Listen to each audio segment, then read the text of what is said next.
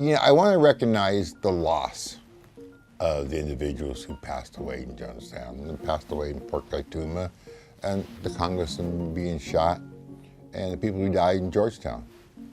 But more importantly, I want to recognize the survivors of those people, the relatives, the friends, the family members, the people who cared about those people in Jonestown. And I don't want to revise the truth, I want to state the truth.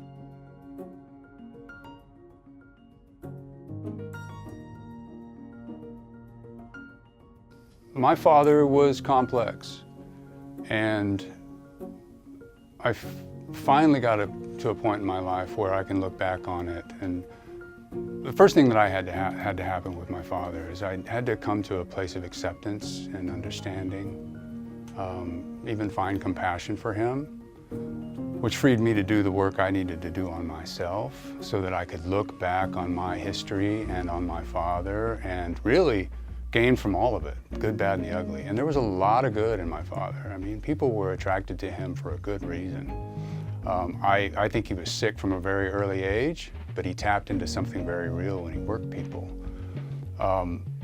So my father, more than anyone, taught me that it was okay for a man to be vulnerable, for a man to show affection, for a man to show emotion. Those are gifts that I'll cherish always. My father preached tolerance. He preached a lot of truths. He didn't live them, but he preached them, and he put us in an environment where we could live them. And for that, I'm very grateful. He also showed me what does not work, and what catering to the surface and to the ego, where that can lead. You're the first African American or Negro back in 1960 to be adopted by a Caucasian family. You know, there's a sense of pride to that you were a part of a new way of thinking. I have the best brothers and sisters I could ever have. The Rainbow family, the original Rainbow family, if you don't mind me saying that. But I had great brothers and sisters growing up. Don't get me wrong, we fought like brothers and sisters.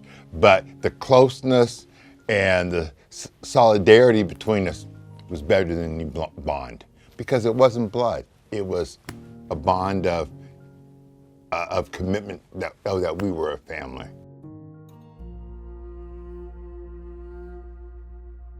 So I knew drugs were a problem with my father. In Jonestown, he would come on the loudspeaker. His speech was slurred. Jimmy was in Georgetown quite a bit, so he probably didn't hear that, but his speech was so slurred, and it was obvious to everyone that he was on something. I write about it's a piece called Like Father, Like Son, because one of his favorite things was a deathbed scene to try to win people back to his side of things, and he tried one of those on me. And I watched him, like Jimmy did, get shot up with something. He said it was B12, and that was not B12, because he could barely speak to me after that happened. But Dad, from very early on, I knew stateside was using drugs to wake up and using drugs to go to sleep and feel better about himself for a long time.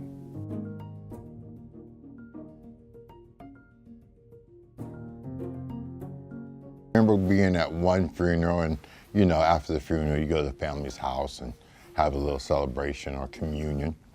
And I remember one mother pulling out a gun and pointing it at me and saying, you know, why should you be alive if my daughter's not? And I remember looking at her going, I've lost everything. Losing my life is not going to be anything different.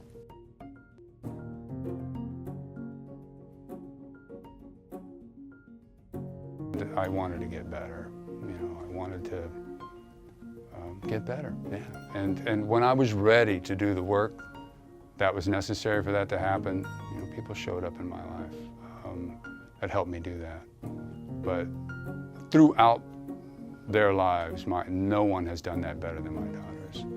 They're so tuned into me and they're so sensitive to me, and when I am going dark, they call me on it immediately. And I'm grateful that they've always had permission to do that. So life is good now, but it wasn't for many years.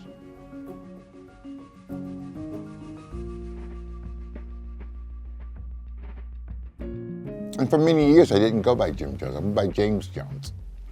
You know what I mean? James Jones, African American, you're not ever going to be confused or related to, you know, the infamous Jim Jones. But I think the reality of knowing what my role or purpose was, you know, why I was alive, is when I had my 3 sons, when I married my current wife 31 years ago.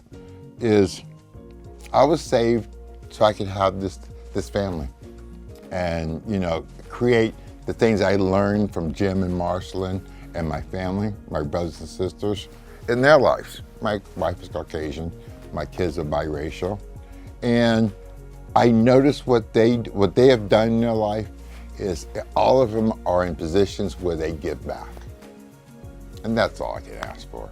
I thank God, I thank my family for the opportunity to live that life.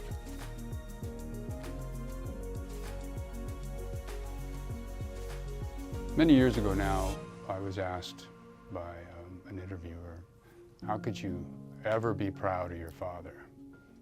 And up to that point, I thought I still hated him. And I think it might have had something to do with my daughter, my first daughter, having just been born. She broke into my heart like nobody else could. And what came tumbling out of my mouth without thought was, I don't have to be proud of him. I just have to love him and forgive him. I was with him at the time, and his mouth was agape when I said it, but I knew when those words came out of my mouth that they were true. I didn't know how they were true, I didn't know how I would do it, and it took me years to get there. And I don't use the word forgive, because who the hell am I to forgive anybody? But as I said before, it's more about getting to that place of acceptance.